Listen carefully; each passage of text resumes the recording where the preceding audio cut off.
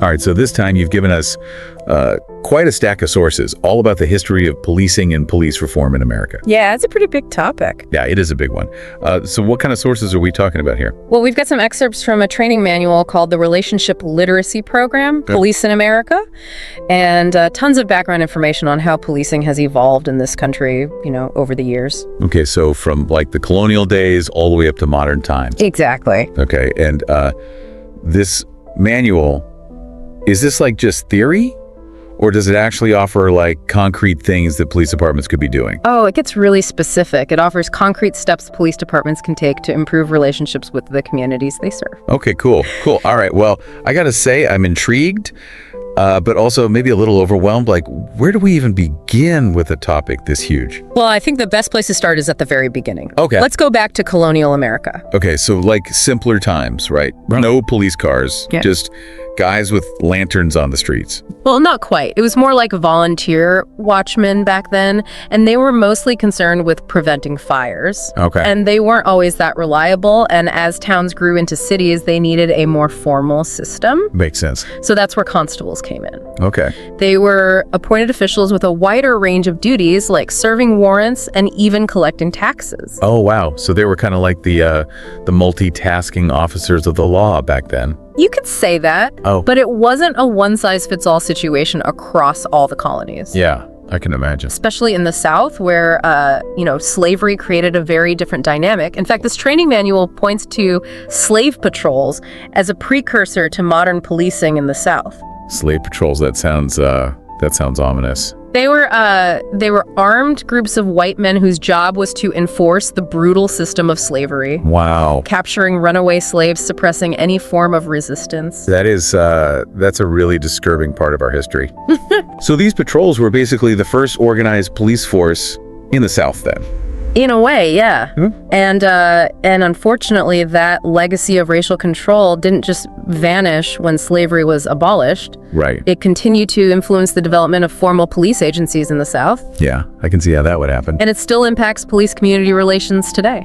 Wow, it's like the sins of the past are still casting a shadow. Yeah, it's true. So, when did formal police departments, like we think of them today, when did they start to really emerge? Well, they started popping up in major cities like Boston, New York, Philadelphia in the mid-1800s. Okay. They were grappling with rising crime rates, social unrest. Okay. The old systems just couldn't cope. So was it just like cities got bigger, needed more cops, or was there more to it? It was a bit more complex than that. There was a growing awareness, I think, of the need for a more professional, structured approach to law enforcement. Okay. And they were also influenced by the ideas of Sir Robert Peel. He's often considered the father of modern policing in England.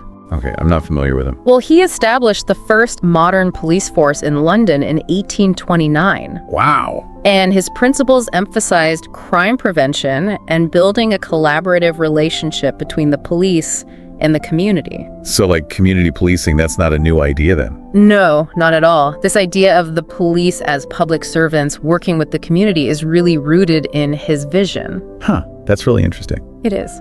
But it sounds like the reality of policing, especially in America, hasn't always lived up to those ideals. That's true, and the transition from those slave patrols to those formal police agencies in the South is a prime example of how the system carried forward those racial biases and inequities. Right, like progress isn't always a straight line. Yeah. So where do we go from there? Like, how do we bridge the gap between that ideal of community policing and what's happening on the ground? Well, that's where this training manual comes in with its focus on relationship literacy. But before we dive into solutions, I think we need to understand how some key historical events shaped the challenges we face today. Okay, I'm with you. And one event that stands out as a major turning point is the war on drugs.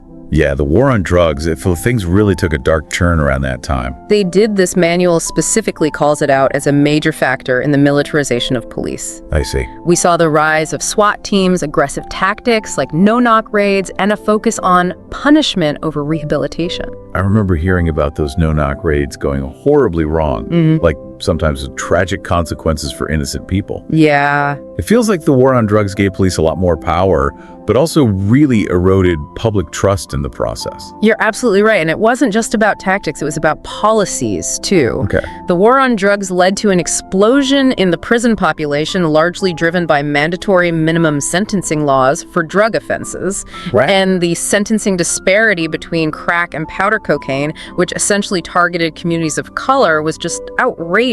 Yeah, that's a whole other conversation. Between 1980 and 2000, the number of people incarcerated for drug offenses increased by over 1,000%. 1,000%. And a significant portion of those incarcerated were Black and Latino men. It's like the system became a machine just churning through people, especially minorities, and the police were right at the heart of it. And that brings us to the central question. How do we move forward? Yeah, how do we fix this? This manual argues that relationship literacy could be a key part of the solution. Relationship literacy. I'm still trying to wrap my head around what that actually means in this context. Yeah, it's a pretty radical idea, I'll admit, but it's about training officers to recognize their own biases, to approach situations with empathy and curiosity, and use active listening skills to truly understand the needs and concerns of the community. So it's not just about like being nice to people. It's about equipping officers with the skills to actually de-escalate conflicts, build trust, and see the people they're interacting with as human beings. That's the core of it. Okay. And what's fascinating is this manual doesn't just present this as some feel-good theory. It actually provides a roadmap for how police departments can put these principles into practice. Okay, now I'm really curious to see how they bridge that gap between theory and reality. Yeah. But before we get too deep into solutions, I think we need to understand the full scope of the problems we're facing, and this manual doesn't shy away from tackling some really tough issues like systemic racism and injustice. You're right, we need to confront those issues head on, and that's where we'll pick up in part 2 of our deep dive. Okay, I'm ready for it. Okay, so last time we were talking about the evolution of policing in America, from those early watchmen to the rise of formal police departments. Yeah, and how events like the war on drugs really shaped the challenges we're dealing with today. Yeah, one thing that really stood out to me was how that legacy of racial control, going all the way back to slave patrols, continues to have an impact on modern policing. It's a tough truth, but it's essential for understanding the issues of systemic racism and injustice in our law enforcement system. And this manual, the Relationship Literacy Program, it doesn't shy away from those issues, does it? Not at all. It uses the term over-policing to describe that heavy police presence in certain neighborhoods, often communities of color. So it's not just about individual bias then. It's about how the system itself targets certain communities. Exactly. The manual argues that this over-policing creates more opportunities for negative encounters, even when no crime is actually happening. Right, so it's like a self-fulfilling prophecy. More police presence leads to more arrests, which then justifies even more police presence. And the cycle continues. The manual points to stop and frisk policies as a prime example. Stop and frisk. That was a huge controversy. Wasn't it basically allowed officers to stop and search anyone they deemed suspicious? Right. And the legal standard for that suspicion, as established by the Supreme Court in Terry v. Ohio, is reasonable suspicion. Okay. But the problem is that standard is often applied with a lot of racial bias. So in practice, it meant that just being black or brown in a certain neighborhood was enough to be considered suspicious. That's how it often played out, and the data backs this up. The manual cites studies showing that stop and frisk policies led to a disproportionate number of stops of Black and Latino individuals. So compared to their representation in the population. Way exceeding it. Wow, so how disproportionate are we talking? Well, in New York City, for example, during the peak of stop and frisk, Black and Latino residents were stopped at rates 9 times higher than white residents, despite accounting for similar rates of criminal activity. 9 times higher? That's a staggering disparity. It really exposes that systemic nature of racial bias. And the impact of this over-policing goes beyond just the inconvenience of being stopped and searched. Right. It creates this climate of fear, distrust, resentment towards law enforcement. It's like constantly being treated as a suspect in your own neighborhood. And that psychological trauma, that feeling of being targeted, dehumanized, can have lasting consequences. Yeah, I could do that. The manual argues that this kind of over-policing is a major factor contributing to police brutality. We hear that phrase police brutality a lot, but what does that actually encompass? Is it just about physical violence? It certainly includes physical violence, but it goes beyond that. Yeah.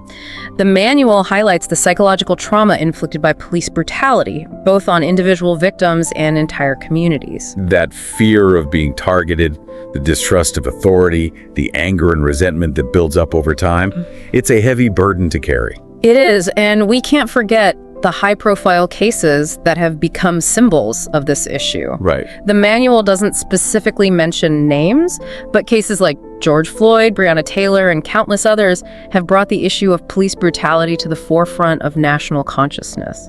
These cases were so disturbing because they weren't just isolated incidents. They felt like the culmination of decades of systemic racism and abuse of power. Exactly. And they sparked a nationwide movement demanding police reform and accountability.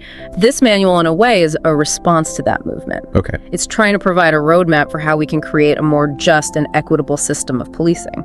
Okay, so we've talked about the historical context, the war on drugs, systemic racism, police brutality. That's a lot to take in. And honestly, it can feel pretty overwhelming and even hopeless at times. I understand that feeling, but the reason we're exploring this manual is to go beyond just diagnosing the problems. Okay. We want to start looking at potential solutions, and that's where relationship literacy comes in. Right, relationship literacy. You've mentioned it a few times, but I'm still not entirely clear on what it actually looks like in practice. Yeah. How can something as simple as talking it out really change the face of American policing? Well, it's not about just talking it out. It's about a fundamental shift in mindset and approach. Okay. Imagine officers trained to recognize their own biases, to approach situations with empathy and curiosity rather than suspicion and aggression. So instead of seeing every interaction as a potential confrontation, they're trained to see the humanity in the people they're dealing with. Exactly. And the manual emphasizes this isn't just about being nice. It's about equipping officers with concrete skills to navigate complex situations. Okay. Things like active listening techniques, conflict resolution strategies, de-escalation tactics. It sounds like they're trying to transform the culture of policing from a warrior mentality to more of a guardian mentality. That's a great way to put it. It's about building trust and collaboration instead of fear and resentment. And the manual goes beyond just individual behavior change. Okay. It also advocates for systemic changes like community-led reform initiatives and greater police accountability. So empowering communities to have a voice in shaping how they're policed. And involving the very people who have been most impacted by police injustice in finding solutions. It's about transparency, accountability, and creating a system that actually serves everyone equally. But I'm starting to get why you're so intrigued by this concept. It's not a magic bullet, but it offers a potential path forward, a framework for change. And what I find fascinating is that the manual doesn't just focus on the big picture. Yeah. It also delves into the specific challenges and opportunities that relationship literacy presents for policing both male and female subjects. But there's a whole gender dimension to this? I hadn't even considered that. Absolutely. The manual dedicates entire chapters to policing male subjects and female subjects, recognizing that their experiences and vulnerabilities are often very different.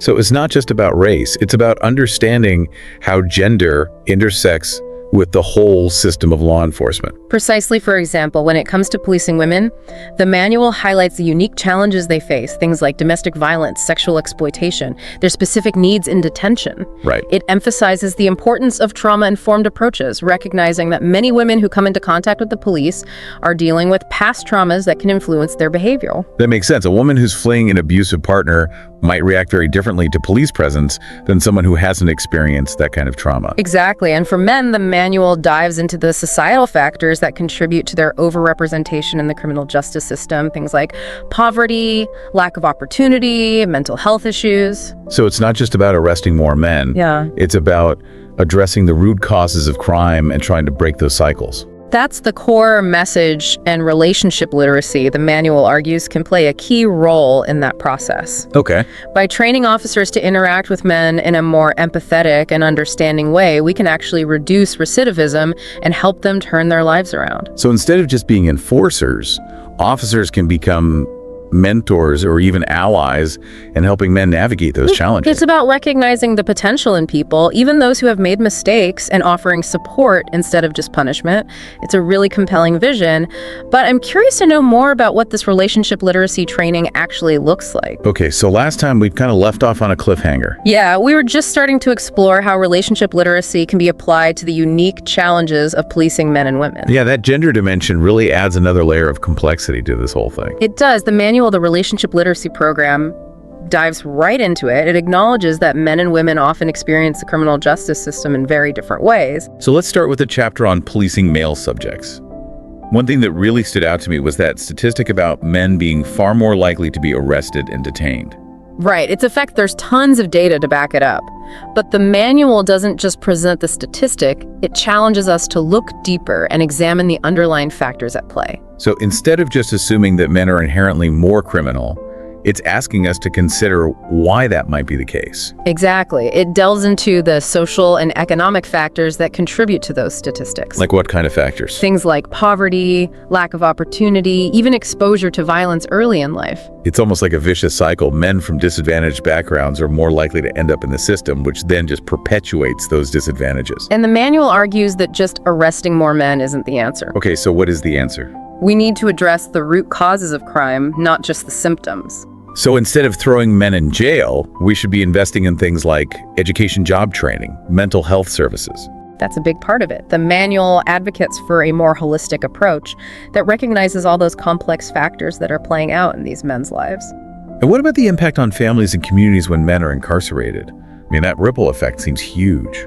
It's devastating. The manual highlights how incarceration can break up families, create financial hardship, and even trap future generations in these cycles of poverty and crime. Yeah, it's a heartbreaking reality, and it really underscores the need for a more compassionate and effective approach to justice. And that's where relationship literacy comes in. The manual argues that by training officers to interact with men in a more empathetic and understanding way, we can actually reduce recidivism and help them turn their lives around. So instead of being enforcers of the law, they can become mentors or even allies in helping men navigate those challenges. It's about seeing the potential in people, even those who have made mistakes, offering support instead of just punishment. It's about building relationships, showing these guys that somebody believes in them and wants to see them succeed. That's a powerful idea. But what about preventing men from getting caught up in the system in the first place? Especially young men, in urban areas who are often at higher risk. Right. Well, that's where the idea of community policing really comes into play. The manual stresses the importance of building positive relationships with young men early on, providing them with positive role models and creating opportunities for them to thrive. So shifting from a reactive approach to a preventative one. Exactly. Relationship literacy can equip officers with the tools to understand those unique challenges that these young men face, things like peer pressure, lack of resources, a sense of hopelessness. Right. It's about meeting them where they're at and helping them see a brighter future. Okay, so we've talked about the male side of the equation. What about women? How does this concept of relationship literacy apply to policing female subjects? Well, the manual acknowledges that women's experiences in the criminal justice system are often shaped by a completely different set of vulnerabilities. Okay, like what? They're more likely to be victims of domestic violence, sexual abuse, trafficking, all these things that men are much less likely to experience. So their interactions with the police are often influenced by past traumas, a sense of fear and distrust. Absolutely. And the manual really emphasizes the need for officers to be trained in trauma-informed care. What does that mean?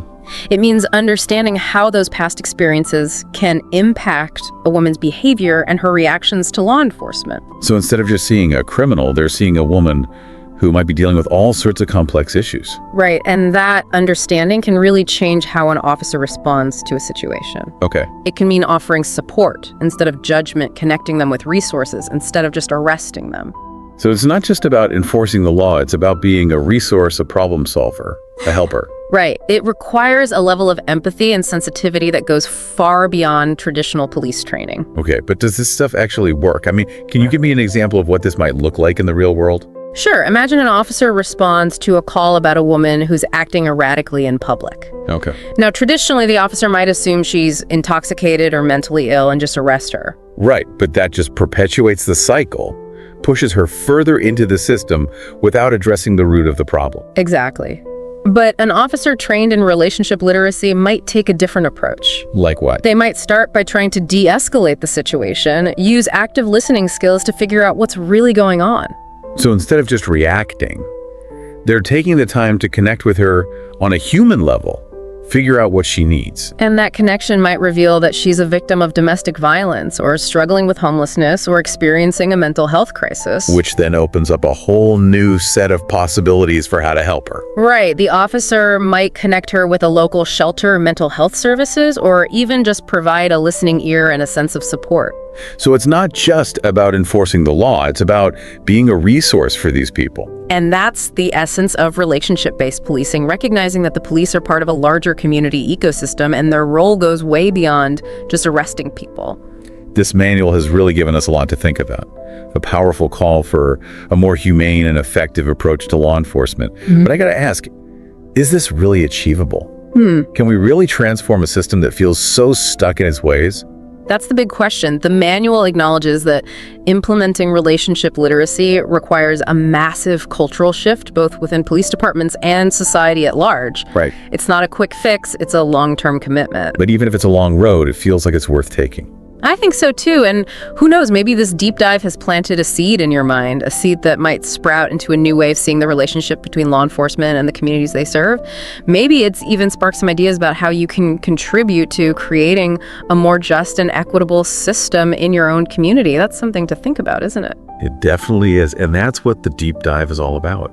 We've gone from colonial watchmen to the complexities of modern policing. We've encountered both the darkness of the past and these glimmers of hope for the future relationship. Literacy might not be a cure-all, but it's a powerful tool and it can help us build a better world. One conversation, one interaction, one relationship at a time.